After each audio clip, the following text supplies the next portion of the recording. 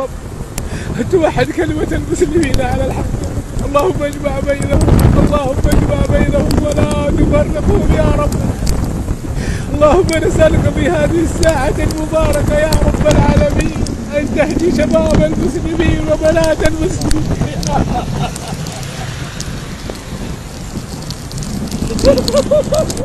اللہ کسی شخص کو اس کی طاقت سے زیادہ کا ذمہ دار نہیں بناتا. اچھے کام کرے گا تو اس کو ان کا فائدہ ملے گا، برے کرے گا تو اسے ان کا نقصان پہنچے گا. اے پروردگار، اگر ہم سے بھول یا چوک ہو گئی ہو تو ہم سے مواخذہ نہ کیجو.